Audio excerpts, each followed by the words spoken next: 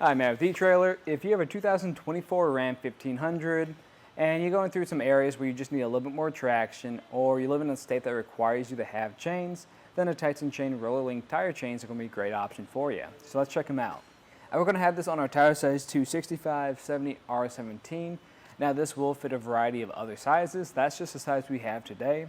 We're also going to have this on our rear axle, is what the manual recommends. Now, if you do have any concerns about this fitting on your tires, you can actually plug in your vehicle's information into our fit guide to find the right one for you. So let's take a closer look at the specs of these chains. So first things first is we're going to have these constructed out of a low carbon steel. So that's going to be a softer metal. So when you drive down the road, you're not going to feel as much impact. And speaking of that, these links are going to be roller links. So there's a couple pros and cons to that. So some of the cons are they are going to be a softer metal, so that might not last you as long as some more durable chains, but they will give you more of a smoother ride since they kind of just roll and they are that softer metal. Now, something else to think about is going to be their low profile. While they might not be some super big bulky chains to get you through those serious situations, they are going to sit really close to your tire, and which that's really important for our tire today because we're not going to have a whole lot of clearance behind here. It's actually going to be pretty limited, so you're going to want to stick to Class S chains for this. And we're going to have a ladder pattern design. So what a ladder pattern is doing for us is giving us more traction for stopping and starting. And at the bottom we're going to have this lever, and what this lever is doing is taking out a lot of that extra slack we get in our chains, which is going to make installing these much simpler. Now something else to think about is, since we don't have a whole lot of clearance back there, what can happen to your chains when they're on the road is things can kind of shift and then they'll loosen up a bit. And once they loosen up, they can start making contact with whatever is behind your tire. So that's why I recommend using a rubber tensioner with these chains, just to make sure they don't loosen up and make contact with anything. And these chains are going to come in a set of two. They're going to come with this pretty light duty bag. Has a zipper to open it up, and I know this is more of a light duty bag, but that's okay because these is a more light duty chain, so they shouldn't tear this up. Now, one issue I do find with this though is these chains are a little bit springy, so when you're rolling them up and trying to put them back in here, that can be a pain, especially if you have used them. They have that snow, ice, rocks on them. You probably don't want to deal with that. So what I'd recommend is just investing in a small tote to keep your chains in. In my opinion, I think these are some okay chains if you're just trying to stay legal in your state, or you just need a little bit more traction than usual. Now, if you are looking for something that's going to be about the same thing as this, but they're going to give you a little bit more traction on your wheels because they're going to have more coverage on them, and they're going to be easier to install, then I'd recommend the Titan Chain Roller Link chains with a rubber tensioner. Because what's nice about that is, since we have a rubber tensioner with it, you don't have to invest in a separate one.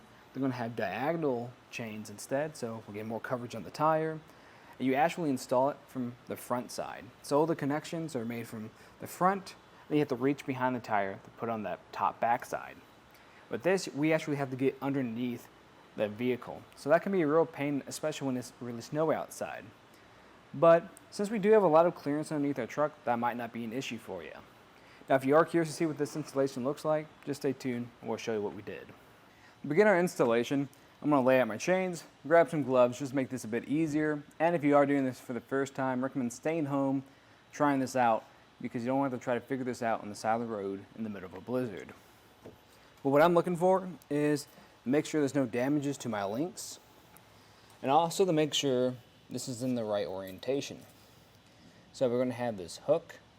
We want to make sure that's facing up, away from your tire, and then we're going to have this lever here. We want this to be facing on the outside of your tire. Once you've checked that over, you start putting it on. I like to just grab it from the center and drape it over. And you want to make sure it's not hanging too low on one side. So for example, I don't want it to be making contact like this. So I'm just going to shift it over a bit, make sure it's centered on our tire, both sides. And then I'm just going to reposition each end so it's a little bit easier to grab so we can make those connections. And speaking of making those connections, we're going to have two ends. We're going to have this end with these metal blocks and this end with this channel on it.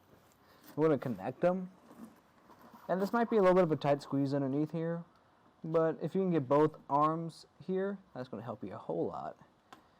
And this might take you a few tries because you want to make sure it's not too tight on one side because it will give you an uneven fit. So try getting this until you have just a slight bit of resistance, and then try putting on the other side to see how it feels. And the front side is going to be the same process. The only difference is once you get it to the location you want it to sit at, maybe get that a little bit tighter, then we're just going to pull on this lever, and that's going to take out a lot of the slack in our chains. This is usually going to get pretty tight. And the way you're going to connect this lever to the other side is you're going to have this lip here. That's just going to go right underneath your cable and grab on. We also have a lot of excess right here too. So what I'm going to do is bring that over to this little tab here. Just tuck that through, so this isn't dangling around as I'm driving down the road. Once you have this on here, come back through, kind of pull on it, make sure it feels pretty tight. This does feel pretty good. I'm still going to put this rubber tensioner on, just for that extra bit of help. The way I like to do this too, is I like to put it on in a star pattern, just so that tension is evenly distributed. And when you do this, I recommend keeping those hooks facing out, just so they don't puncture or damage your tire. And once you have this on here, just come back through, pull it on again, make sure it still feels good, and if it does, repeat that process on the other side. After which, recommend either backing up or pulling forward some, just to make sure nothing's shifting or acting funny. If it looks good, then you can hit the road.